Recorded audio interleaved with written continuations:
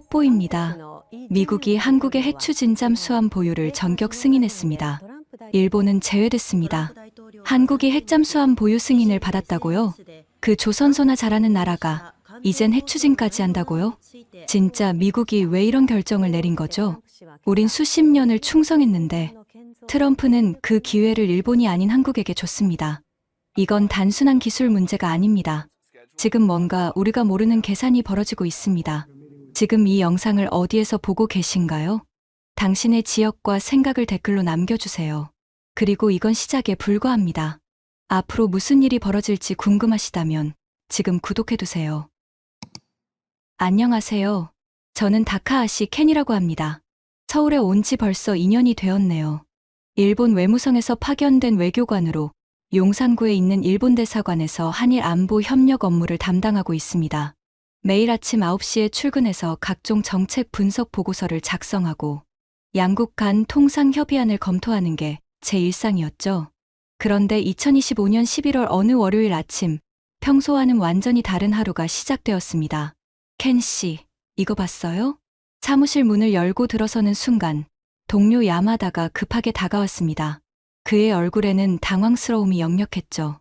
손에 든 태블릿 화면을 보여주더군요. 트럼프 대통령, 한국 핵잠수함 보유 승인, 아시아 균형 재편 신호탄, 뉴스 헤드라인이 눈에 박혔습니다. 저는 무의식적으로 안경을 벗어 렌즈를 닫기 시작했어요. 뭔가 잘못 본 것 같았거든요. 핵잠수함이요? 한국에게요? 제가 중얼거리자 야마다가 고개를 끄덕였습니다. 그러면서 아래쪽 기사도 가리켰죠. 일본 정부 관계자, 사전 협의 없었다며 당혹감 표시.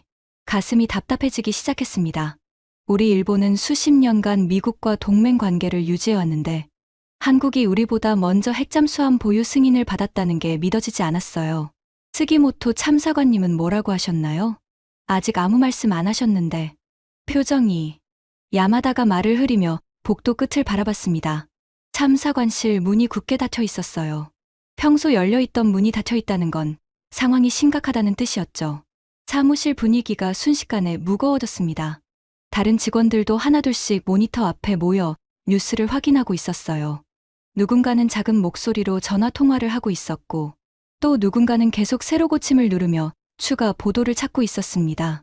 저는 제 자리로 돌아가 컴퓨터를 켰습니다. 평소라면 정해진 루틴대로 업무를 시작했겠지만 오늘은 달랐어요. 손가락이 떨려서 키보드를 제대로 칠 수가 없었거든요. 사실 저는 도쿄대학에서 국제관계학을 전공했고 외무성에 입성한 후 15년간 한미일 삼각안보 체제의 중요성을 믿어왔습니다. 일본이 아시아에서 미국의 가장 신뢰받는 파트너라고 생각했죠. 그런데 이번 일은 그 믿음을 송두리째 흔들어 놓았어요. 이게 현실이야? 나도 모르게 혼잣말이 새어나왔습니다. 그런데 더 충격적인 건 한국 언론의 반응이었어요.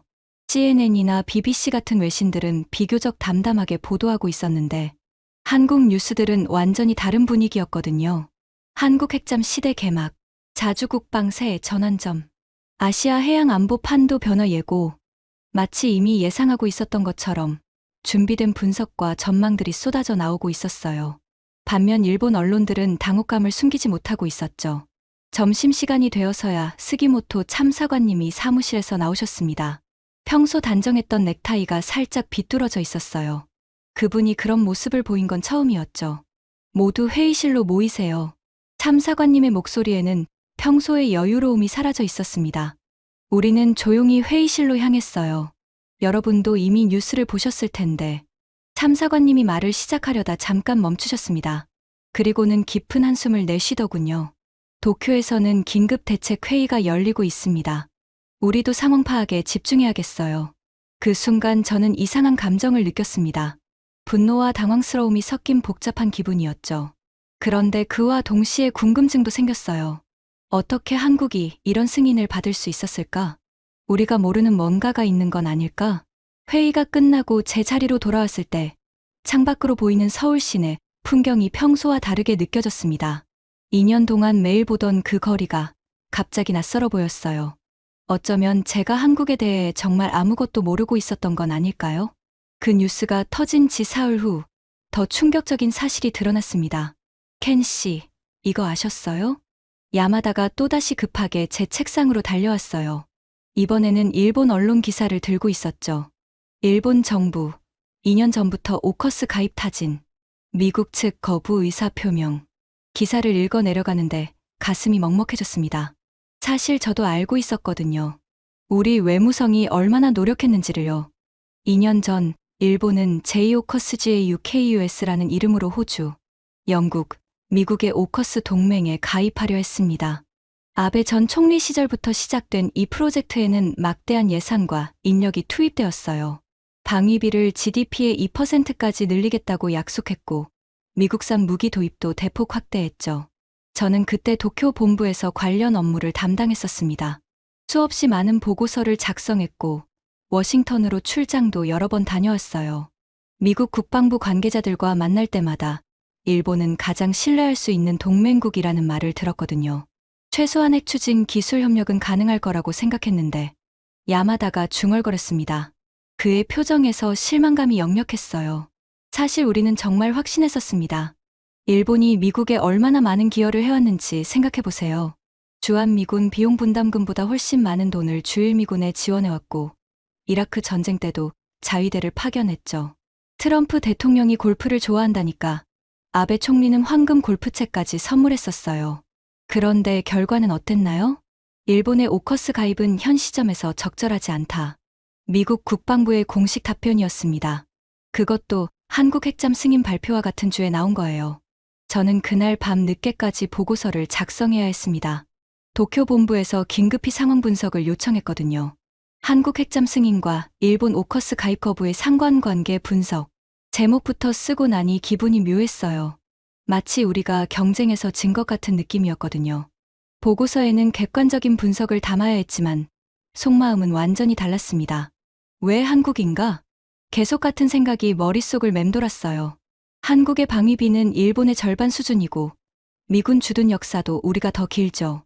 그런데 왜 한국에게만 핵 추진 기술을 허용하는 건가요? 다음 날 아침 사무실 분위기는 더욱 침울했습니다. 일본 언론들이 일제히 이 상황을 외교적 굴욕이라고 표현하기 시작했거든요.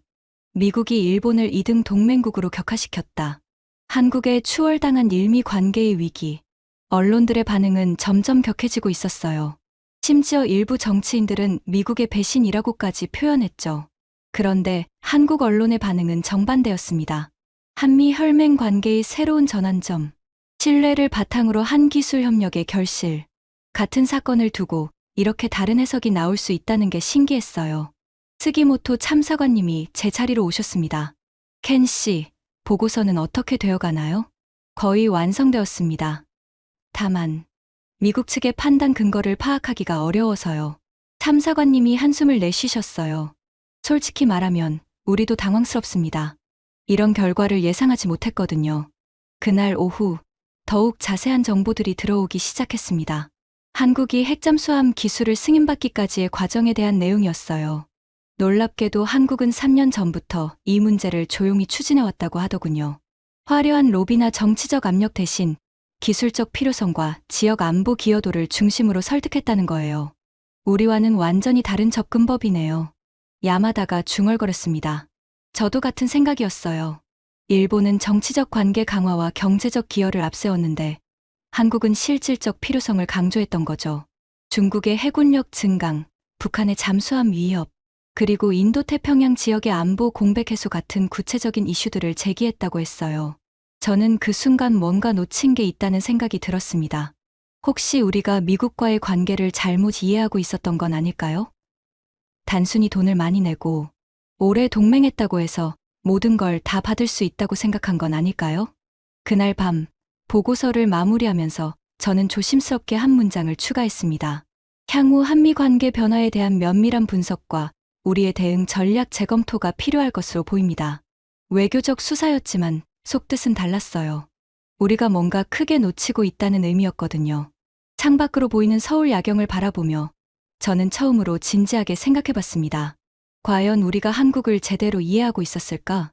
핵잠 뉴스가 터진 지 일주일이 지나자 일본 내 분위기는 완전히 바뀌어 있었습니다. 켄 씨, 이거 봐야겠어요. 야마다가 아침 일찍부터 여러 신문들을 들고 제 책상으로 왔어요.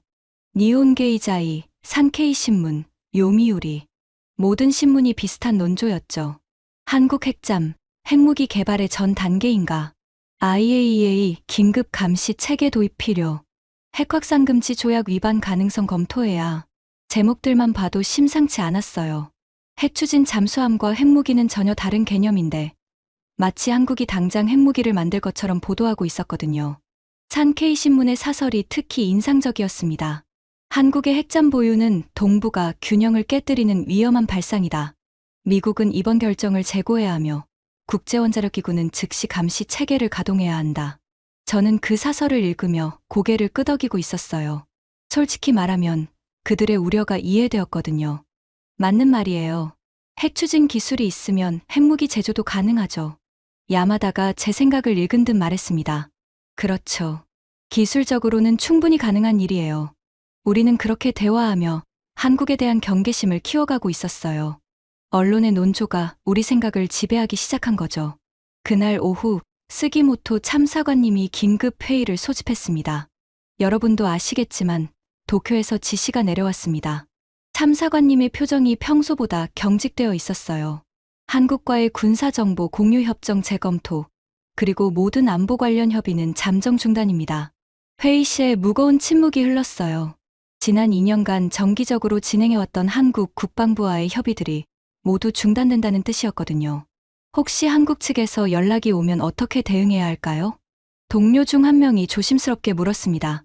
공식적인 입장 외에는 아무것도 말하지 마세요. 개인적인 의견 교환도 자제하고요. 참사관님의 답변은 단호했어요. 바로 그 순간 제 휴대폰이 울렸습니다. 한국 국방부 국제군사협력실의 이재훈 대령이었어요. 지난 6개월간 정기 협의를 함께 진행해온 파트너였죠. 다카하시 씨, 다음 주 예정된 회의 건으로 연락드렸는데요. 이 대령의 목소리는 평소와 다름없이 정중했어요. 하지만 저는 이상하게 불편함을 느꼈습니다. 죄송합니다만 일정상 어려울 것 같습니다. 거짓말이었어요. 일정은 충분히 비어 있었거든요. 하지만 지금 한국군 관계자와 만나는 건 적절하지 않다는 생각이 들었습니다. 그렇다면 언제쯤 가능하실까요? 확실하지 않습니다. 추후 연락드리겠습니다. 전화를 끊고 나니 묘한 기분이 들었어요. 6개월 전만 해도 이대령과는 꽤 좋은 관계였거든요. 군인답게 무뚝뚝하지만 성실하고 신뢰할 만한 사람이라고 생각했었어요. 그런데 지금은 왜 그가 불편하게 느껴지는 걸까요? 다음 날, 더욱 자극적인 기사들이 쏟아져 나왔습니다. 한국, 핵잠 기술로 핵무기 개발 시나리오. 중국 견제용이라지만 실제 목표는 다를 수도. 기사들을 읽을수록 한국에 대한 의심이 커졌어요. 정말 한국이 핵무기를 만들려는 건 아닐까요? 북한의 핵 위협에 대응한다는 명분으로 핵무장을 추진하는 건 아닐까요? 켄 씨는 어떻게 생각하세요? 야마다가 물었습니다. 글쎄요. 가능성을 완전히 배제할 수는 없을 것 같아요. 저는 조심스럽게 답했어요. 하지만 속으로는 확신하고 있었죠. 한국이 뭔가 숨기고 있다고요. 그 주 금요일, 우연히 한국 언론의 반응을 접하게 되었습니다. 일본 언론과는 완전히 다른 논조였어요. 일본의 과도한 우려, 핵확산 금지 조약 무시하는 발언, 핵추진과 핵무기 운동하는 일본 언론의 수준. 한국 언론들은 오히려 일본을 비판하고 있었어요. 핵추진 기술과 핵무기 기술은 완전히 다르다며 일본의 우려가 과도하다고 주장했죠. 특히 한 기사가 인상적이었습니다. 한국은 이미 핵무기 개발 능력을 보유하고 있지만 스스로 포기한 역사가 있다. 1970년대 박정희 정부 시절 핵개발을 시작했지만 국제 압력과 자체 판단으로 중단했다. 이는 한국의 평화적 의지를 보여주는 대표적 사례다. 이 내용을 읽고 나니 혼란스러워졌어요. 한국이 이미 핵무기를 만들 수 있었지만 포기했다고요? 그럼 지금 핵잠수함을 가진다고 해서 핵무기를 만들 리는 없다는 뜻 아닌가요? 하지만 그런 생각은 금세 사라졌어요. 야마다가 또 다른 기사를 가져왔거든요. 한국 핵잠, 사실상의 핵무장 1단계. 일본도 대응책 마련해야. 일본 방위성 고위 관계자의 인터뷰였어요. 그는 한국의 핵잠 보유는 동북아 군사 균형을 근본적으로 바꿀 것이라며 일본도 상응하는 대응책을 검토해야 한다고 말했습니다. 저는 그 기사를 읽으며 고개를 끄덕였어요. 맞는 말이라고 생각했거든요. 그날 저녁, 집에 돌아가는 길에 문득 생각해봤습니다. 언제부터 한국을 이렇게 경계하게 되었을까요? 불과 일주일 전만 해도 한국은 그냥 이웃나라였는데 지금은 마치 위험한 상대처럼 느껴졌어요. 아파트 엘리베이터에서 한국인 이웃을 마주쳤을 때도 이상한 기분이 들었습니다. 평소라면 자연스럽게 인사했을 텐데 그날은 왜인지 시선을 피하게 되었어요. 이게 정상인가? 스스로에게 물어봤지만 답은 나오지 않았습니다. 다만 한 가지는 확실했어요. 한국에 대한 제 감정이 완전히 바뀌어 있다는 것이었죠. 그날 밤 이재훈 대령에게서 다시 연락이 왔습니다. 다카하시 씨, 혹시 제가 뭔가 잘못한 일이 있나요? 갑자기 연락이 안 되어서요. 그의 목소리에서 당황스러움이 느껴졌어요. 하지만 저는 냉정하게 답했습니다. 아니에요. 단지 지금은 조금 복잡한 상황이라서요. 무슨 일인지 말씀해 주시면. 죄송합니다. 지금은 말씀드리기 어려워요. 전화를 끊고 나서 저는 창밖을 바라봤습니다. 서울 야경이 여전히 아름다웠지만 더 이상 친근하게 느껴지지 않았어요. 어쩌면 이것이 시작이었을지도 모릅니다. 한국을 적으로 여기기 시작한 순간 말이에요. 그로부터 열흘이 지난 어느 아침, 제가 평생 잊지 못할 뉴스가 터졌습니다. 켄 씨, 이거 실화예요? 야마다가 얼굴이 새하얗게 질린 채로 달려왔어요. 손에 든 태블릿이 미세하게 떨리고 있었죠. 한국 핵잠수함 설계도 3년 전부터 완성. 미국과 사전협의 끝에 제작. 처음엔 이해가 안 되었어요. 핵잠수함 승인을 받은 게 아니라 이미 설계까지 끝내놓고 있었다는 뜻인가요? 기사를 자세히 읽어보니 더욱 충격적이었습니다. 한국의 도산한창 5급 잠수함이 처음부터 핵추진 시스템을 염두에 두고 설계되었다는 내용이었어요. 선체 구조, 원자로실 공간, 냉각 시스템까지 모든 게 핵잠수함 사양으로 준비되어 있었다고 했죠. 이게 무슨 소리예요? 저는 무의식적으로 중얼거렸습니다. 그럼 한국은 3년 전부터 이 모든 걸 계획하고 있었다는 뜻인가요? 더 놀라운 건 그 다음 기사였어요. 미 해군, 한국 핵잠 설계 검토에 2년간 참여. 기술적 완성도 높아. 미국이 단순히 승인만 해준 게 아니었어요. 아예 처음부터 함께 개발에 참여했던 거죠. 한국의 핵잠수함 프로젝트에 미국 해군의 핵추진 전문가들이 자문으로 들어가 있었다는 거예요. 저는 그 순간 뭔가 배신당한 기분이 들었습니다. 우리는 뭐였던 거죠? 야마다가 허탈한 목소리로 물었어요. 저도 같은 생각이었어요. 일본은 지난 5년간 미국과의 관계 강화를 위해 얼마나 많은 노력을 했나요? 방위비 증액, 미군 기지 확장, 첨단 무기 도입. 트럼프 대통령이 요구하는 건 뭐든지 들어줬어요. 특히 2019년 체결된 일미 방위 기술 협력 협정에는 무려 800조 원이 투입되었죠. 한국의 국방 예산 10년치에 해당하는 금액이었어요. 그 돈으로 미국산 F-35 전투기를 105대나 구매했고 이지스 시스템도 대폭 업그레이드했습니다. 그런데 한국은 얼마를 썼을까요? 야마다가 계산기를 두드리며 중얼거렸어요. 한국의 핵잠수함 개발비는 약 15조 원으로 추정되었어요. 일본이 미국에 지불한 돈의 20분의 1도 안 되는 금액이었죠. 이게 말이 되나요? 저는 주먹을 불끈 쥐었습니다. 감정을 억제하려 했지만 쉽지 않았어요. 그날 오후 더욱 가슴 아픈 소식이 들려왔습니다. 트럼프 대통령이 기자회견에서 한 발언이었어요. 한국은 우리의 혈맹입니다. 70년간 함께 피를 흘린 진정한 파트너죠. 혈맹이라는 단어가 가슴에 박혔어요. 그럼 일본은 뭔가요? 75년간 동맹 관계를 유지해온 일본은 혈맹이 아니란 말인가요? 기자가 일본과의 관계는 어떻게 평가하시나요? 라고 묻자 트럼프는 이렇게 답했어요. 일본은 중요한 경제 파트너입니다. 우리에게 많은 투자를 해주고 있죠. 경제 파트너라는 표현이 모든 걸 설명해주는 것 같았어요. 한국은 혈맹이고 일본은 경제 파트너. 같은 동맹국인데 이렇게 다르게 취급받는다는 게 믿기지 않았어요. 그날 저녁 스기모토 참사관님이 사무실 전체를 둘러보며 말씀하셨어요. 여러분, 솔직히 말씀드리겠습니다. 이번 일은 우리 외교의 근본적 한계를 보여주는 사건입니다. 참사관님의 목소리에는 깊은 피로감이 묻어나 있었어요. 우리는 돈으로 관계를 유지하려 했지만 한국은 신뢰로 관계를 구축했습니다. 그 말을 듣는 순간 저는 무너지는 기분이었어요. 지난 15년간 외교관으로서 믿어왔던 모든 것들이 한순간에 무의미해졌거든요. 집으로 돌아가는 지하철에서 저는 한국 뉴스를 다시 찾아봤어요. 한국 언론의 반응은 의외로 담담했어요. 핵잠 기술 협력, 한미 신뢰의 결실, 평화적 핵 이용의 새로운 모델 제시. 한국은 이미 이런 결과를 예상하고 있었던 것 같았어요. 마치 모든 게 계획대로 진행되고 있다는 듯한 분위기였죠. 반면 일본 언론은 여전히 혼란스러워했어요. 일미 동맹 70년, 그러나 한미는 혈맹, 경제협력으론 한계, 새로운 접근 필요. 그날 밤, 아파트 베란다에서 서울 야경을 바라보며 저는 깊은 생각에 빠졌어요. 내가 여기서 뭘 하고 있는 거지? 2년간 한국에서 근무하면서 저는 정말 무엇을 이루었을까요? 형식적인 회의와 보고서 작성, 그리고 일본의 입장을 전달하는 일뿐이었어요. 그런데 한국은 그 시간 동안 미국과 함께 미래를 설계하고 있었던 거죠. 조용히, 그러나 확실하게요. 문득 이재훈 대령과의 마지막 통화가 떠올랐어요. 그때 그가 말하려던 건 혹시 이런 내용이었을까요? 자신들이 추진하고 있던 프로젝트에 대해 미리 알려주려 했던 건 아닐까요? 하지만 저는 그 기회를 스스로 차버렸어요. 편견과 경계심 때문에요. 그 순간 깨달았습니다. 진짜 문제는 한국이 핵잠수함을 갖게 된 게 아니었어요.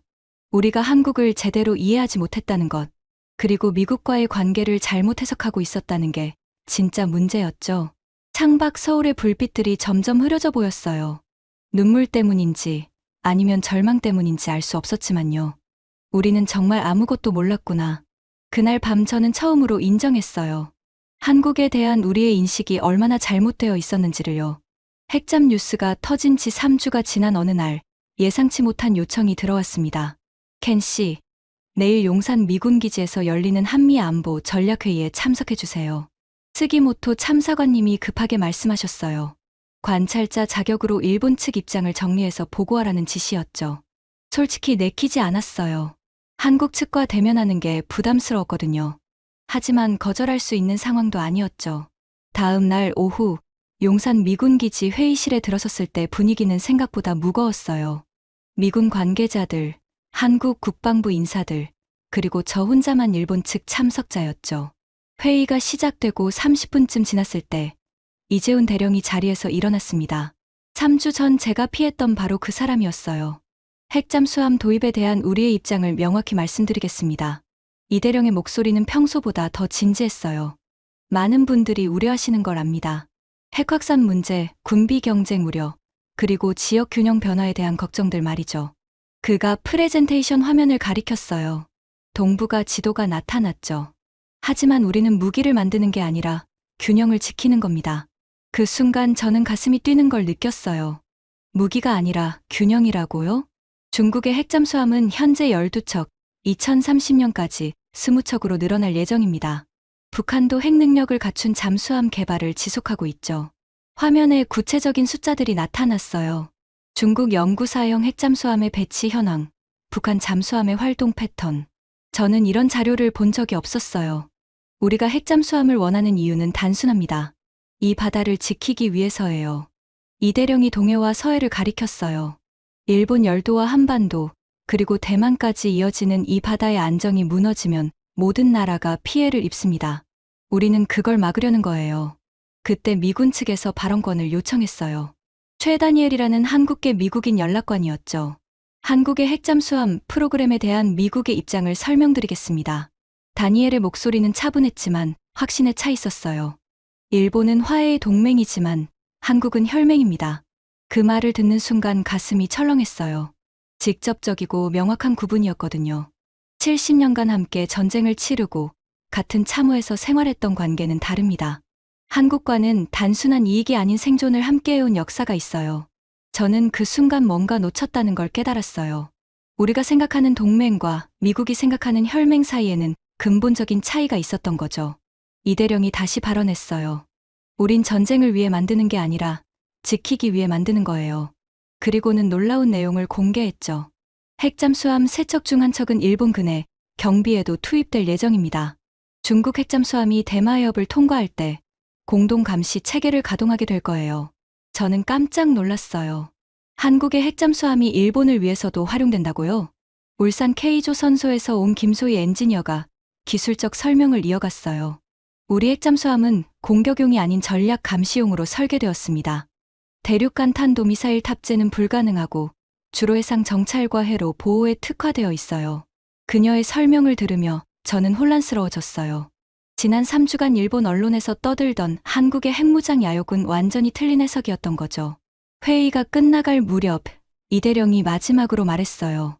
핵잠은 우리만을 위한 것이 아닙니다. 동북아 전체의 안정, 그리고 일본과의 공존을 위한 장기적 대비입니다. 그 순간 저는 완전히 멍해졌어요. 이건 군사적 도발이 아니라 외교적 책임의 표현이었던 거죠. 회의가 끝나고 나오는 길에 이대령이 저에게 다가왔어요. 다카하시 씨, 그동안 연락이 안 되어서 궁금했어요. 그의 표정에는 원망보다는 걱정이 보였어요. 죄송합니다. 상황이 복잡해서. 이해해요. 하지만 우리는 여전히 파트너예요. 앞으로도 함께 일할 기회가 많을 거라고 생각해요. 그 말을 들으며 저는 부끄러워졌어요. 제가 편견으로 거리를 두고 있을 때 그는 여전히 협력에 손을 내밀고 있었던 거죠. 대사관으로 돌아가는 차 안에서 저는 계속 생각했어요. 우리는 진심을 못 봤던 걸까? 한국의 핵잠수함은 위협이 아니라 보호였고 도발이 아니라 책임이었어요. 그리고 그 책임 안에는 일본의 안전도 포함되어 있었죠. 어쩌면 우리가 잃어버린 건 미국의 신뢰가 아니라 진실을 보는 눈이었을지도 모릅니다. 한미 안보회의가 끝난 지 일주일 후 뜻밖의 기회가 찾아왔습니다. 켄 씨, 울산 조선소 시찰 허가가 나왔어요. 스기모토 참사관님이 서류를 건네주시며 말씀하셨어요. 한국 정부에서 투명성 제고 차원에서 외교관들에게 핵잠수함 건조 현장을 공개한다는 내용이었죠. 정말 보여주는 건가요? 제한적이긴 하지만 실제 작업 현장을 볼 수 있을 거예요. 솔직히 의외였어요. 핵잠수함 같은 민감한 프로젝트를 외국 외교관에게 공개한다는 게 믿어지지 않았거든요. 다음 날 아침 일찍 저는 KTX를 타고 울산으로 향했습니다. 2시간 30분 동안 창밖 풍경을 바라보며 복잡한 생각에 빠져 있었어요. 과연 현장에서 무엇을 보게 될까요? 울산역에 도착하니 한국 국방부 관계자가 마중 나와 있었어요. 그리고 놀랍게도 김소희 엔지니어도 함께 있었죠. 지난주 회의에서 봤던 그 30대 여성이었어요. 안녕하세요, 다카하시 씨. 오늘 안내를 맡게 된 김소희입니다. 그녀의 인사는 자연스러웠지만 저는 여전히 어색했어요. 조선소에 도착했을 때 첫 인상은 압도적이었습니다. 거대한 크레인들이 하늘을 찌를 듯 솟아 있었고 곳곳에서 쇳소리와 용접 불꽃이 터져 나왔어요. 그야말로 산업의 심장부 같은 느낌이었죠. 여기서 도산한 창호급부터 차세대 핵잠수함까지 모두 건조됩니다. 김소희 씨가 설명하며 앞장서서 걸었어요. 안전모를 쓰고 따라가는데 주변 소음이 어마어마했어요. 첫 번째로 들어간 곳은 설계실이었습니다. 수십 명의 엔지니어들이 컴퓨터 앞에 앉아 3D 모델링 작업을 하고 있었어요. 핵잠수함 설계는 3년 전부터 시작되었지만 기초 연구는 10년 전부터 해왔어요. 김소희 씨의 설명에 저는 깜짝 놀랐어요. 10년이라고요? 그럼 이미 오래전부터 준비하고 있었다는 뜻인가요? 네, 맞아요. 다만 정치적 결정과 기술적 준비는 별개예요. 우리는 언제든 필요할 때를 대비해서 연구를 계속해왔죠. 그 말을 들으며 저는 한국에 대한 인식이 또 한 번 바뀌는 걸 느꼈어요. 즉흥적인 정책이 아니라 치밀한 장기 계획이었던 거죠. 다음은 실제 건조 현장이었어요. 거대한 선체 내부로 들어가니 수백 명의 작업자들이 땀을 흘리며 일하고 있었습니다. 저기 보이는 구역이 원자로실이 들어갈 자리예요. 김소희 씨가 가리킨 곳에는 특수 강제로 만든 격벽들이 설치되어 있었어요. 일반 잠수함과는 확연히 다른 구조였죠. 그때 한 젊은 작업자가 다가왔어요. 얼굴에 땀이 범벅이 되어 있었지만 눈빛만큼은 진지했어요. 안녕하세요. 용접팀 박민수라고 합니다. 그는 20대 후반 정도로 보였어요. 손에는 여전히 용접기를 들고 있었죠. 이 일을 언제부터 하셨어요? 제가 물어보자 그가 헬멧을 벗으며 답했어요. 2년 됐어요. 대학에서 조선공학 전공하고 여기 들어왔죠. 힘들지 않나요? 힘들죠. 하지만 지키고 싶어서 만드는 거거든요. 그 순간 저는 말문이 막혔어요. 지키고 싶어서 만든다고요? 뭘 지키고 싶으신데요? 우리 바다요. 그리고 우리가 사는 이 땅이요. 박민수 씨의 대답은 단순했지만 진심이 느껴졌어요.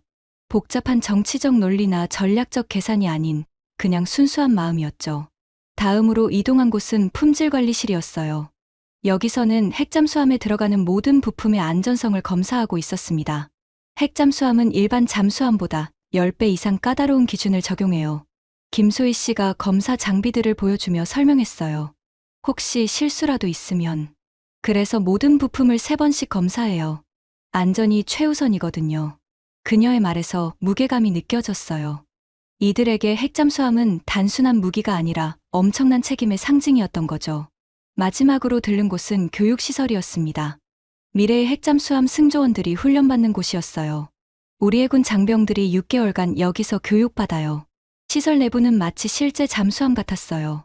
좁은 복도, 복잡한 계기판, 그리고 긴장감이 감도는 분위기까지요. 한 교관이 설명해 주었어요. 핵잠수함 운용에는 일반 잠수함보다 3배 많은 전문 인력이 필요해요. 그래서 교육도 훨씬 까다롭죠. 그때 문득 깨달았어요. 한국이 핵잠수함을 갖는다는 건 단순히 무기 하나를 추가하는 게 아니었어요. 수천 명의 전문 인력, 수십 년간의 기술 축적, 그리고 엄청난 책임감이 모두 포함된 일이었던 거죠. 시차를 마치고 나오는 길에 김소희 씨가 물어봤어요. 어떠셨어요? 생각하신 것과 다르셨나요? 저는 잠시 망설이다가 솔직하게 답했어요. 전혀 달랐어요. 저는 이게 군수시설인 줄 알았는데 사람들의 인생 현장이더군요. 그녀가 미소를 지으며 말했어요. 맞아요. 여기 있는 모든 사람들이 자신의 인생을 걸고 일하고 있어요. 단순히 먹고 살기 위해서가 아니라 정말 필요하다고 믿기 때문이죠. 돌아가는 KTX 안에서 저는 창밖을 바라보며 생각했어요. 우리 일본은 전략을 논했지만 한국은 삶을 걸고 있었던 거죠. 그날 저는 처음으로 한국을 상대국이 아닌 이웃으로 느꼈습니다. 그리고 그들의 진심을 조금이나마 이해할 수 있었어요. 이게 한국이구나. 기차가 서울역에 도착할 때까지 저는 계속 그 생각을 했어요. 울산에서 돌아온 지 3일 후, 저는 도쿄 본부에서 요청한 최종 보고서를 작성하기 시작했습니다. 컴퓨터 화면을 바라보며 한참을 고민했어요. 어디서부터 시작해야 할까요? 지난 한 달간의 변화를 어떻게 정리할 수 있을까요? 처음 작성했던 보고서 초안을 다시 열어봤습니다. 한 달 전에 제가 쓴 글이었죠. 한국의 핵잠수함 보유는 동북아 군사 균형에 심각한 위협이 될 것으로 판단됩니다. 일본의 안보 이익에 직접적인 영향을 미칠 가능성이 높으며 더 이상 읽을 수 없었어요. 그때의 저는 얼마나 편협했던 걸까요? 저는 기존 파일을 삭제하고 새로운 문서를 열었습니다. 그리고 이렇게 시작했어요. 한국 핵잠수함 프로젝트에 대한 재평가 보고서. 제목부터 완전히 바뀌었죠. 위협 분석이 아닌 재평가였어요. 첫 번째 문단을 쓰기 시작했습니다. 지난 한 달간의 현지 조사 결과, 기존의 판단에 중대한 수정이 필요함을 보고드립니다. 한국의 핵잠수함 프로젝트는 단순한 군사력 증강이 아닌 지역 안보의 책임 분담이라는 관점에서 접근해야 할 것으로 판단됩니다. 손가락이 키보드 위에서 잠시 멈췄어요. 이런 내용을 본부에 보내도 될까요? 하지만 이것이 제가 본 진실이었어요. 계속 써 내려갔습니다.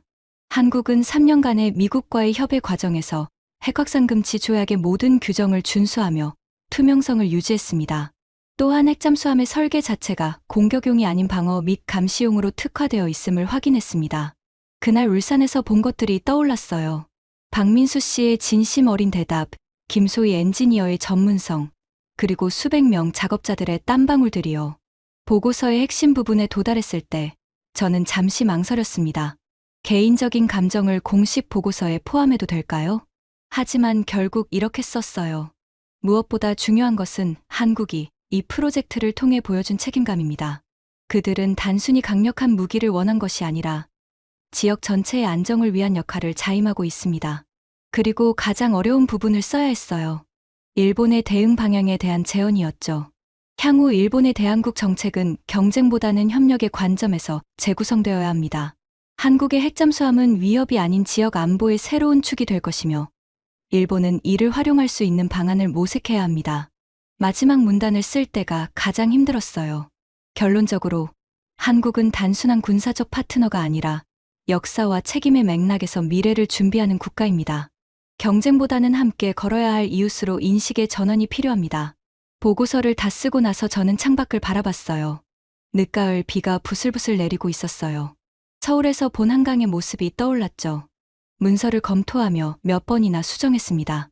너무 감정적이지는 않은지, 객관성을 잃지는 않았는지 확인했어요. 하지만 핵심 메시지는 바꾸지 않았습니다. 그날 오후 스기모토 참사관님이 제 자리로 오셨어요. 켄 씨, 보고서는 어떻게 되어가나요? 거의 완성되었습니다. 다만, 기존 입장과는 많이 다른 내용이 될 것 같아요. 탐사관님이 의미심장한 표정을 지으셨어요. 울산에서 뭘 보셨기에 그렇게 생각이 바뀌셨나요? 사람들이요. 정말 진심으로 일하는 사람들을 봤어요. 탐사관님이 잠시 침묵하시더니 말씀하셨어요. 그럼 그대로 쓰세요. 진실이 가장 중요하니까요. 보고서를 최종 검토하고 전송 버튼을 누르기 전 저는 다시 한번 생각해 봤어요. 이 보고서가 도쿄에서 어떻게 받아들여질지 걱정되었거든요. 하지만 이것이 제가 본 진실이었어요. 한국에 대한 편견을 버리고 나서야 보이는 진짜 모습이었죠. 전송 버튼을 눌렀습니다. 그날 밤, 이재훈 대령에게서 연락이 왔어요. 다카하시 씨, 다음 주 정기협의 일정은 어떠세요?